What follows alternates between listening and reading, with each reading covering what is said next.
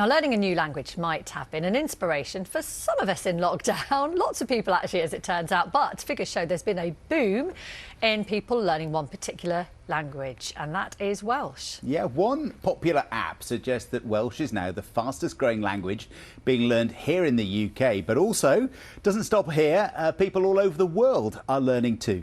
Thomas Morgan has been speaking Welsh to some of them.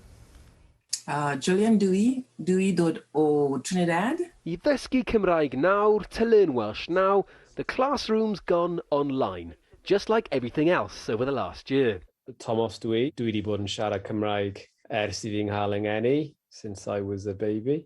But these classes aren't just for those living here in Wales that can't speak the language. Dwi'n dod o Boulder, Colorado. Dwi'n dod o Australia. They're full of learners from all over the world. Llanfair, Pwll Gwyngill, Gilgerich, Chwyrndrobwch, Llantysilio, Gogogoch. I'll give you an 8 out of 10 for that, that's pretty good. People like student Nicole Gallegos, who lives in, yes, you guessed it, Costa Rica. Not your usual hotbed for Celtic languages, I'll admit. She began studying in October on a language app after realising that her surname has a Welsh connection. I heard that the Gallegos people are like a combination of Spanish and Welsh people that came to the land many years ago. So Gallegos kind of has a little bit of Welsh in it. And her aim? To be fluent and to come and study in Cardiff in the future. It would be super, super cool if I could go and study there after I finish studying here.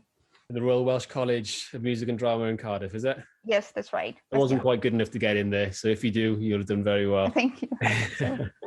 Last year, Welsh was the fastest growing language in the UK on Duolingo, and the number of users worldwide learning Welsh has increased by 100,000 since October, with a fifth of all students based in America and even someone in Antarctica. So we're here in the Kaapse Bossen, just outside Doorn in the Netherlands. Back to a more familiar time zone in Holland, and Jen Bailey, an Australian music conductor, has also taken to studying one of the oldest languages in Europe over the pandemic.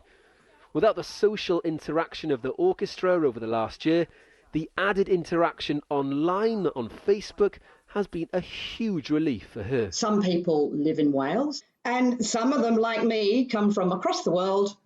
No particular family connection, no reason whatsoever to learn Welsh. And that gave a tribe and it gave a validation. It's not completely weird to learn Welsh. Croeso i'r session. But this increased interest has meant that online classes have been overwhelmed with a lack of teachers to meet the demand. We were surprised initially that anyone would be interested in wanting to learn online. I've been running online chat clubs all over the world, people from all the world connecting, and I just put up the chat club and it fills up within a few hours, and then I have to turn people away. Dysgu Cymraeg, llawer o blwyddyn.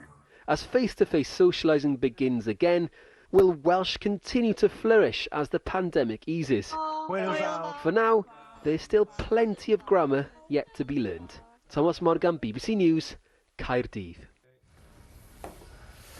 That's great. I mean, I didn't realise Welsh was booming so much, but this brings back memories for Matt. Yes. Because Matt has what family? Was it your grandmother taught you some Welsh? Yes, my nan is from Conwy in North Wales, and she taught me to speak little bits of Welsh when I was about 4, 5 years old, most of which, sadly, I have forgotten, but I do know a few little bits. I thought you were going to say you're going to do the entire forecast in Welsh for us now. Go on.